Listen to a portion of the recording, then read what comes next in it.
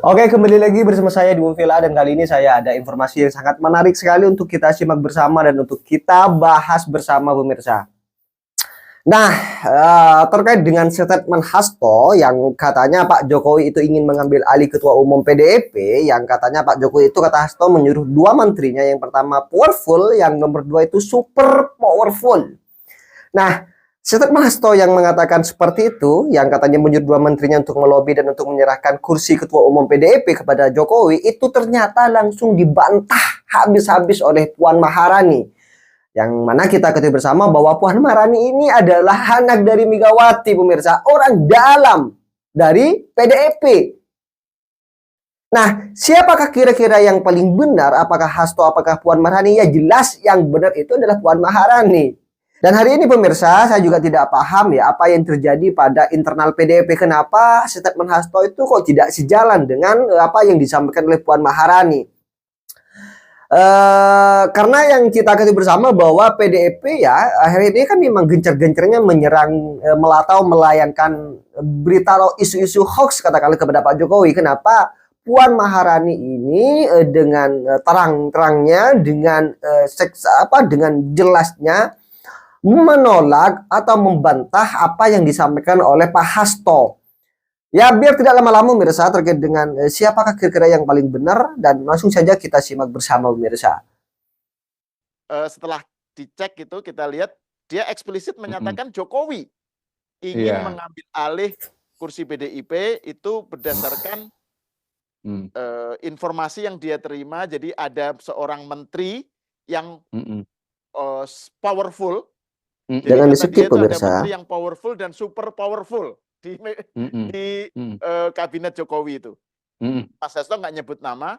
Ada menteri yang powerful minta tolong ke Rias Rasyid, Pak Rias Rasyid, untuk supaya bilang ke Bu Mega agar kursi PDIP itu diserahkan ke Pak Jokowi. Nggak tahu ini bagaimana ininya ini. Nah, yang menarik ada bantahan dari Mbak Puan bahwa itu nggak benar gitu. Ada skenario pengambil alihan itu. Nah, gimana Mr. Q melihat bagaimana kita mesti memahami fenomena ini?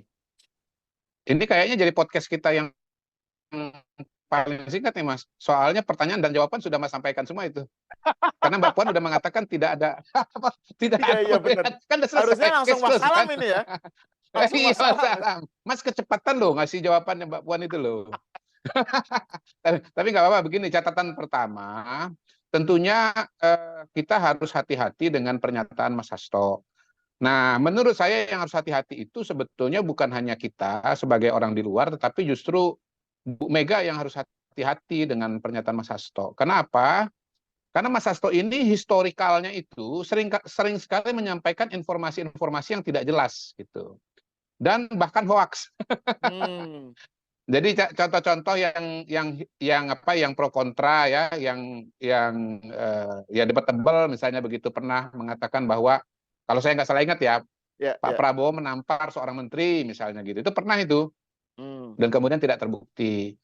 Lalu kemudian yang jelas-jelas hoax adalah ya dalam konteks pemilu kemarin dia mengatakan dengan sangat jelas dan yakin bahwa Ganjar Mahfud itu menang di TPS di luar negeri.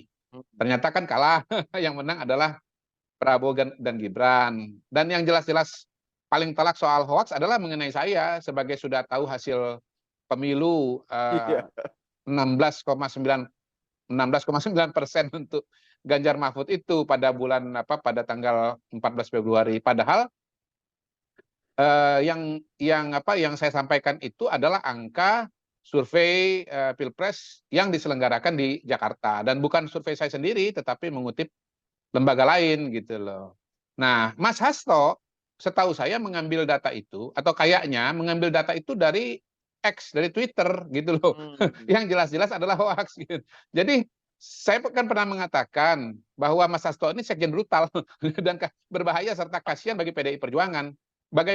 Bagaimana sebuah partai yang sebesar PDI Perjuangan kualitas informasinya sangat-sangat buruk gitu ya, meragukan gitu. Nah, ini kan berlaku ada gium garbage in, garbage out gitu loh. kalau orang terdekat pimpinan tertinggi partai politik, dalam hal ini Ibu Mega, mendapatkan informasi yang tidak akurat, nanti yang disampaikan itu adalah sesuatu yang salah. Itu catatan pertama ya, Mas Hal ya. Jadi hati-hati dengan hasto ya. Triple H, hati-hati hasto. Gitu. Triple H. Gitu. Jadi elemen yang paling berbahaya, unsur yang paling berbahaya dalam tabel kimia itu harus ditambah H3. Hati-hati hasto. Nah, yang kedua, sebetulnya pernyataan Ibu Mega itu agak kontradiksi interminis gitu ya. Lepas dari apakah ada memang orang yang mau ambil alih atau tidak. Seolah-olah nih Mas Sahal, bahwa ketua partai itu khususnya di PDI Perjuangan memang harus umur hidup gitu loh. Karena nggak boleh ada orang yang mau mengambil alih partai. Mengambil alih kepemimpinan di partai. Itu kan sebetulnya kontradiksi interminis dengan konsep partai politik ya. Yang melahirkan kepemimpinan, yang menyelenggarakan proses demokrasi. Nah, setahu saya di PDI Perjuangan itu seperti partai-partai lainnya itu ketua umum dipilih oleh pemilik suara di dalam Munas ya. Tidak ada mekanisme bahwa ketua umum seumur hidup di PDI Perjuangan dan ketua umum dipilih 5 tahun sekali dalam Munas gitu. Nah, secara inherent tentu saja ADART itu mengatakan mengambil alih partai politik itu termasuk dalam hal ini PDI Perjuangan itu boleh. kok ditutup ruang itu. Nah, tentu saja mekanismenya harus melalui mekanisme yang demokratis, melalui mekanisme yang diatur di dalam konstitusi atau ADART-nya PDI Perjuangan gitu. Tapi mengatakan ini mau diambil alih oleh seseorang, karena itu saya tetap bertahan. Itu menurut saya itu kontradiksi interminis, karena sama saja mengatakan bahwa kalau bukan saya, maka kemudian ya nggak bisa, nggak boleh gitu. Nah, itu yang catatan yang pertama mengenai statement Bu Megawati. Catatan yang kedua mengenai statement Ibu Megawati, sebetulnya kan orang juga bisa bertanya jadinya, apakah kemudian kembali menjadi ketua umum itu karena memang ada yang mau ngambil alih atau sebetulnya itu alasan saja, semacam legitimasi gitu loh untuk tetap bertahan gitu kan. Nah, pada titik ini sebetulnya kita bertanya-tanya, ya Ibu Mega ini memang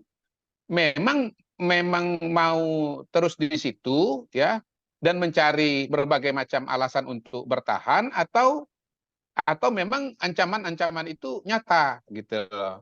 Ya, yang problem dari Hasto ini kan dia mengatakan ada menteri Pak Jokowi menyampaikan kepada mantan menteri dan mantan menteri itu menyampaikan kepada Hasto bahwa mau mengambil alih PDI Perjuangan. Tapi kan nggak dijelaskan bagaimana mekanisme mengambil alih itu.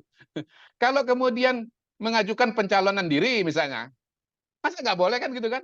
Mendaftar misalnya, menggalang dukungan kepada para pemilik suara, tentunya harusnya boleh dong, ya toh, sejauh memenuhi syarat, ya. Siapa kek misalnya ketua DPD mana kek gitu, atau misalnya sudah pernah terjadi barangkali di masa lampau di PDI Perjuangan kan pernah ada orang-orang yang pernah mau mencalonkan diri atau men-challenge kepemimpinan Ibu Mega ya. Mungkin misalnya dulu pernah singa saya nih ya, Eros Jarot misalnya. Kemudian Noviantika Nasution, Laksamana Soekardi dan kawan-kawan. Pernah juga kalau tidak salah itu ya di dalamnya juga ada almarhum Arifin Panigoro ya. Saya lupa nih persisnya. Yang akhirnya kemudian lupa ya saya persis catatan sejarahnya, apakah kemudian betul-betul bisa masuk dalam pemilihan atau tidak bisa masuk akhirnya. Dan kemudian memutuskan keluar untuk mendirikan partai politik sendiri. Lepas dari kemudian mereka mendirikan partai politik sendiri dan tidak berkembang atau tidak berhasil, itu soal lain gitu loh. Ya. Tapi sebetulnya upaya mengambil alih dalam tanda kutip ya, atau merebut kepemimpinan ketua partai itu menurut saya sesuatu yang niscaya ya. Namanya partai politik kan bukan kerajaan ya. Kerajaan yang turun-menurun aja ada upaya untuk ngambil alih kok. Apalagi partai politik yang memang notabene adalah sistem demokrasi, kemudian ya di situ memberikan ruang untuk terpilih gitu. Jadi menurut saya sebetulnya statement dari Ibu Megawati itu justru menimbulkan pertanyaan besar bagi kita mengenai mekanisme demokrasi yang berjalan di PDI Perjuangan. Karena Bu Mega itu punya pemikiran bahwa karena ini mau diambil alih orang lain, maka dia tetap bertahan. Artinya kan sedang mengatakan bahwa kalau bukan saya, nggak bisa dan nggak boleh. Gitu. Gitu Mas Ahal. Menurut saya ini penting sekali untuk kita memahami alam pikiran Ibu Mega dan PDI Perjuangan. Gitu. Ya. Kalau soal Nah, itu- Hasto, ya secara sanad kan sudah sangat lemah. Nah, itu Ya kan? menarik. Barusan saya mau bicara malah kedahuluan. Barusan saya mau bicara soal sanad. Ini kan Iya. Kalau gitu Mas Ahal beri- yang jelaskan gimana soal sanad Iya. itu sebetulnya gimana? Jadi sanad itu adalah rantai transmisi penyampaian berita, gitu ya. Kalau dalam hadis. Nah, ini sanadnya ini reliabilitasnya, derajat keterpercayaannya ini problematis. Pertama, kalau menyangkut soal ini ya, soal informasi Jokowi akan ngambil alih itu, yang bilang menteri, dia sebut menteri powerful, dia nggak menyebut namanya, terus kemudian menyampaikan ke Pak Rias Rasyid, gitu kan? Ini terus Pak Rias Rasyid untuk menyampaikan ke Bu Mega. Ini jadi bukan Pak Hasto mendengar sendiri dari Pak Jokowi misalnya, dia mendengarkan sendiri nggak tahu dari mana. Tapi ini ada rantai transmisi yang harus dicek satu-satu gitu loh, sebelum untuk sampai pada kesimpulan bahwa memang Pak Jokowi pengen ngambil alih gitu. Ini kan menteri powerful-nya siapa? Bener nggak? Itu jangan-jangan bukan dari Pak Jokowi, jangan-jangan menterinya sendiri yang bikin gitu kan? Atau Rias Rasyid. Rias Rasyid ini bener nggak dengar dari menteri itu? Jangan-jangan Pak Rias Rasyid yang salah tangkap gitu. Jadi ini banyak yang perlu dicek gitu. Nah, soal kehadiran nama Profesor Rias Rasyid ini seberapa jauh sebenarnya sih hubungan Pak Rias dengan Bu Mega gitu? Menurut Mr. Q, soal tadi itu sanad ini gimana nih berita itu soal Pak Jokowi pengen ngambil alih itu? Kalau saya kira salah ini satu. Jadi ada dua. Betul. Kita nggak ngomong isi pesan ya, tetapi yang pertama begini. Ini kan namanya pesan berantai. Iya, betul. Pesan berantai itu dari sumber pertama ke sumber ketiga, ke sumber keempat itu biasanya sudah mengalami distorsi gitu. Jadi ini rantainya terlalu panjang, itu yang pertama. Yang kedua, nama-nama yang menyampaikan pesan ini kan juga nggak diungkapkan secara terbuka, jadi nggak bisa diverifikasi. Siapakah nama Menteri Jokowi itu, yang powerful itu, ya? Apakah betul dia menyampaikan kepada Rias Rasyid atau kepada yang lain, ya? Dan seterusnya. Nah, yang ketiga, kan kalau pemahaman saya tuh begini sebetulnya nih. Ini ada beberapa pemahaman juga. Jadi dari menterinya Jokowi kepada mantan menteri, kepada Hasto kepada Bu Mega. Itu kalau saya pahami seperti itu. Walaupun kalau saya dengarkan penjelasan dari Sahal, ini dari menterinya Jokowi kepada mantan menteri, langsung ke Ibu Mega, lalu kemudian baru ke Hasto gitu. Tapi yang jelas, yang menyampaikan ini kepada publik adalah Hasto. Hasto ini adalah perawi yang lemah, yang meragukan. Betul. Sanad itu kan, hadis itu kan ada hadis yang soheh, ada yang apa istilahnya, doif ya? Maudhu. Yang lemah. Maudhu itu palsu. Maudhu, ya. Jadi ada yang sohih, ini kan tergantung. Valid. Ya. Kalau yang doif itu lemah. Kan ada kriteria perawi kan, orang yang menyampaikan sanad kan. Betul. Ada kriteria-kriterianya kan, gitu. Ya. Jadi orang ini sejarahnya mengatakan data apa adanya, ya, informasi yang benar, atau sebetulnya track recordnya selama ini tidak akurat gitu. Nah, per hari ini saya katakan akumulasi dari statement-statement yang muncul setidaknya dalam konteks 2023, 2024 itu yang disampaikan Mas Hasto itu semuanya apa tadi, hadis palsu dalam tanda kutip. Hadis palsu. Hoax itu kan hadis palsu. Betul. Ya, betul. Ya. Jadi dulu namanya hadis palsu, sekarang namanya hoax. Sama-sama berawal dengan huruf H. Iya. Gitu. Jadi ya bagaimana sebetulnya kita mau menanggapi informasi semacam ini. Nah, informasi semacam ini menurut saya kontraproduktif. Karena pertama, dia menimbulkan keresahan di masyarakat, ya kan? Wah, tuding menuding. yang tidak jelas gitu. Nah, yang kedua sebetulnya membuat tadi kita punya penilaian bahwa oh, rupanya di PDI Perjuangan itu kadar demokrasinya sangat-sangat rendah gitu. Karena begitu ada yang mau jadi ketua umum, Bu Meganya langsung ancang-ancang dan pasang apa namanya kuda-kuda bahwa ini saya nggak akan keluar dari sini. Gitu. Nanti tolong pemirsa netizen ya cek itu sejarah kepemimpinan di PDI Perjuangan ya. Siapa saja yang pernah men-challenge istilahnya kepemimpinan Ibu Megawati dan apa yang terjadi pada mereka. Dan tolong dikaitkan apa yang terjadi pada mereka itu dengan statement Ibu Mega sekarang gitu.